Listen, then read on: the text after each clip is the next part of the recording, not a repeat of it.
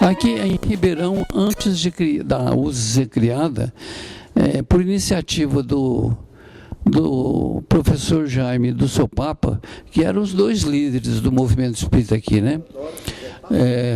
Presidente desta casa, que tem uma larga folha de serviço também, né? Escreveu vários livros, fez um jornal. O jornal dele não teve assim uma tiragem sequencial, periódica, mas saía números esporádicos. Quando ele tinha coisa interessante, ele fazia o jornal, né? E o seu Papa manteve polêmicas aí com pessoas que combatiam a doutrina. Não é do meu tempo, eu ouço contar, né? Os Páscoa, Norberto Páscoa, Luiz Carlos Páscoa, já falecidos. Eles criaram um teatro amador, nós participamos de teatro.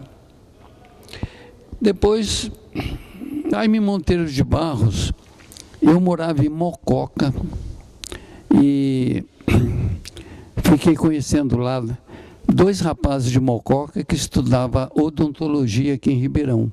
E o professor Jaime era professor deles. Eles não eram espíritas, mas por intermédio deles, a gente convidou o professor Jaime para falar em Mococa. Ele fez uma palestra no cinema lá. E eu vim buscar ele aqui e vim trazer. Ele morava numa rua aqui do centro da cidade, um pouquinho para baixo da 9 de Julho. Eu morei em Mococa no fim de 60 até começo de 64. Então isso deve ter sido 62, 63. A cidade chegava até na 9 de Julho. Ali para cima era um pasto, né? Então, eu vim buscar ele aqui e vim trazer. Então, ele fez uma palestra lá em Mococa, ele fazia uma palestra assim, meio parecido com palestra de político. Ele era altão, né? Tinha aquele vozerio forte, ele ficava em pé, de vez em quando ele dava umas batidas na mesa. Ele era orador mesmo. Orador, era tipo orador. Mococa foi uma cidade muito querida. Fiquei em Mococa 3 anos e tanto. Família Rímoli é uma família muito querida, né? Essa família Rímoli, junto com João Ramalho, que era, eu acho que, não sei se ele era irmão ou cunhado do Domingos Benedito Rímoli. O Rímoli era alfaiate, trabalhou depois trabalhou tinha vários filhos, né? A esposa dele, Dona Odete, era professora de matemática, uma senhora extraordinária, né? Muito esclarecida, muito avançada, fazia um belo trabalho. E esse grupo de espíritas esclarecidos criaram uma nova instituição, mas para não confundir com os centros espíritas que tinha na época, eles criaram uma mocidade espírita. Então era uma mocidade espírita, assim, de pessoas idosas, sabe? Era um centro espírita, com o nome de mocidade espírita. Mas eu gostaria que o senhor falasse um pouco agora sobre, especificamente, do jornal Verdade e Luz, da época da sua fundação e a sua experiência nesse trabalho aqui em Ribeirão. Então, o jornal Verdade e Luz foi fundado no início do ano de 1986, né? Foi na época que o Meri veio para cá. O entusiasta do jornal era o Ulisses, teu sogro, Ulisses de Souza Carvalho. Foi quando estava começando o Verdade e Luz. Eu fui na Conresp em Bebedouro, em fevereiro de 86, e estava lá o Abel dos Santos, o Ulisses, e já trabalhando no jornal. Eles prepararam parte do jornal na Conresp, soltou o primeiro número. E o Meri veio para cá. O Meri é entendido do assunto, né? Profissionalmente, ele, como publicitário, ele entende muito assim de redação, de jornal, de revista, e fundou o jornal nesse tempo. Eu entrei no jornal ajudando em serviço braçal. A gente fazia a expedição do jornal. Então, eu me lembro, a princípio, eu datilografava na máquina de escrever os endereços do jornal e dobrava o jornal. A minha esposa me ajudava. A gente tinha um trabalho assim de 6, 8 horas de serviço para dobrar o jornal e pôr no correio, né? Porque o jornal começou a ser impresso no Batuíra, numa gráfica, né? Aquela gráfica de catar os tipos, tipografia, né? Mas não era como é hoje, digitado. Eu fazia uma matriz, depois tirava uma cópia assim num papel.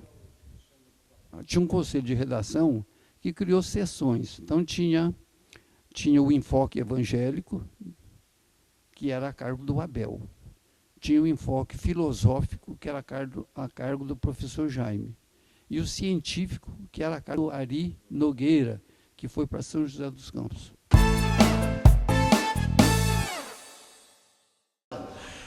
O senhor Ademir, então, pelo todo o seu relato aí, por todas essas cidades que o senhor passou, o senhor participou do movimento até que chegou em Ribeirão, né? E aqui a gente sabe que o senhor teve uma participação grande nesses anos que o senhor está aqui também. Eu tive na presidência da USE no final do século. Fiquei 4 anos. Acho que foi 96 até 2000. O grande evento da USE na época era a Feira do Livro. Acho que até hoje, né? Acho que sim. Um trabalho assim que envolve uma porção de gente. O mês espírita, em outubro, a gente fazia uma parceria com Franca, e então Franca convida muitos oradores bons aí de outras cidades, e a gente aproveitava, o orador ia lá e ia aqui.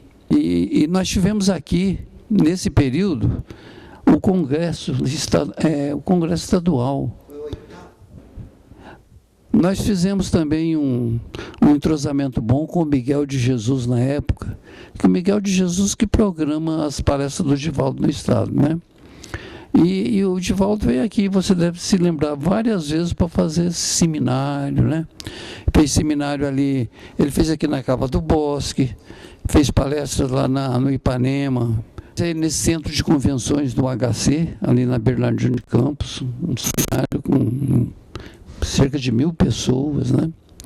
Então, o que marcou muito, as nossas reuniões mensais tinham uma boa frequência, e a gente colocava na reunião mensal da USE uma parte assim, uma saudação, uma palestrazinha para o pessoal, né? Parece que saiu até o IBGE, nas estatísticas, constatou que nessa região aqui o índice de espírita é um pouco maior do que de um modo geral, né? Mas e alguém atribui ao Chico, mas nós já estivemos comentando sobre isso.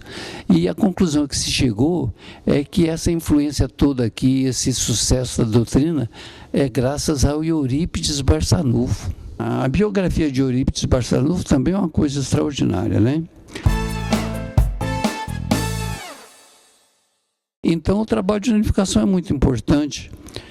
Esses encontros, congressos, esses encontros, é um verdadeiro alimento espiritual, mas também aumenta a nossa responsabilidade, né?